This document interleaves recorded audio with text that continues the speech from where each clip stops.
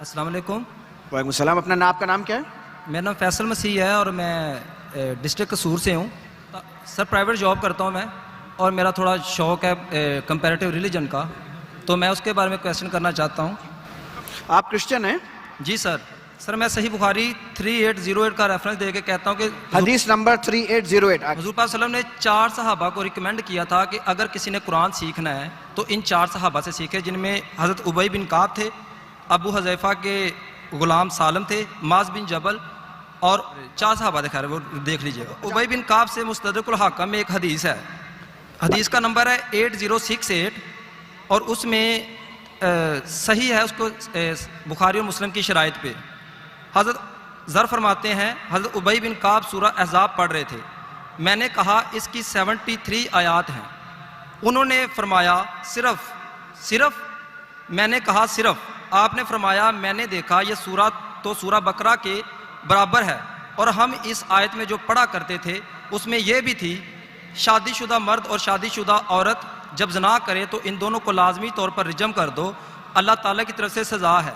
سوال یہ ہے کہ یہ آیات ابھی قرآن میں حصے نہیں ہے، کیونکہ ٹوٹل اگر نکالیں تو 350 سے اوپر کی ورسز ہیں جو سورہ برات میں اور سورہ آل احزاب میں مسنگ ہیں، کیونکہ سورہ بقرہ میں 286 ورسز ہیں اور کرنٹلی سورہ آل احزاب میں 73 ورسز ہیں. اس میں سے مائنس کریں تو 213 ورسز سورہ آل احزاب میں اور 157 ورسز جو سورہ توبہ میں مسنگ ہیں، تو یہ ٹوٹل 350 سے ابو بنتی ہیں. تو کائنڈلی مجھے بتا دیں کہ اس کی کیا انڈرسٹینڈنگ ہے. بھائی صاحب نے سوال کیا ہے کہ صحیح بخاری کی حدیث ہے کہ صحابہ کہتے ہیں کہ سورہ احزاب میں جو آیتیں ہیں وہ زیادہ ہے، ابھی کم ہیں، اور انہوں نے گنتی کی کہ 200-300 ابھی کم ہیں. تو اس کی انڈرسٹینڈنگ کیا ہے؟ انڈرسٹینڈنگ یہ ہے کہ قرآن مجید میں کچھ آیتیں ہیں جسے کہتے ہیں ایبروگیشن.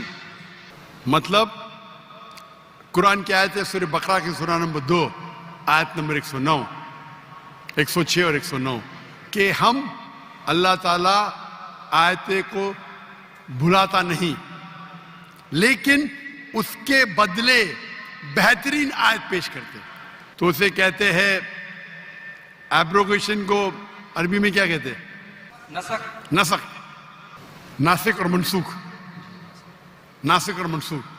تو اس کی انڈرسٹینڈنگ یہ ہے کہ کچھ حدیث بھی منسوخ ہو جاتی، مطلب ابھی اپلیکیبل نہیں. تو اسی طریقے سے کئی قرآن کے آیتیں ہیں جو اگر جو اسکالرز ہیں وہ اسٹڈی کر کے یہ کرتے، ریسرچ کر کے پتہ چلتا ہے کہ کچھ ناسخ اور منسوخ ہے، مطلب ایبروگیٹ کی جاتی. تو اسکالرز اس کے اوپر اسٹڈی کرتے ہیں حدیث کی روشنی میں. یہ انہیں پتہ چلتا ہے کیونکہ ہمارے ہدایت کی کتاب 2 ہے، قرآن اور صحیح حدیث. صرف آپ قرآن پڑھیں گے تو اس کے اندر کوئی اختلاف نہیں، ذرا بھی پرابلم نہیں ہے.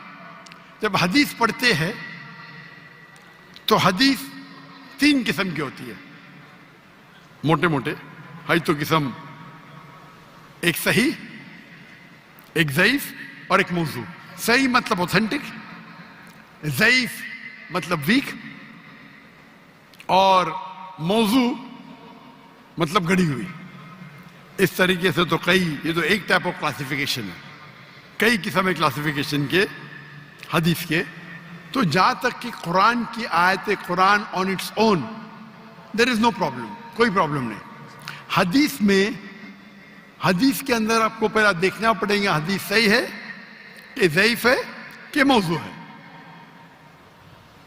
اور اس کے بعد ہمیں تحقیق کرنا پڑے گا کہ یہ حدیث جو ہے وہ قرآن سے ملتی ہے کہ نہیں. تو اس کے اندر محدث، قرآن کے فَاسْأَلُوا أَهْلَ الذِّكْرِ إِن كُنتُمْ لَا تَعْلَمُونَ، اس سے پوچھو جو ایکسپرٹ ہے. تو یہ جو فن ہے محدثین کا فن ہے.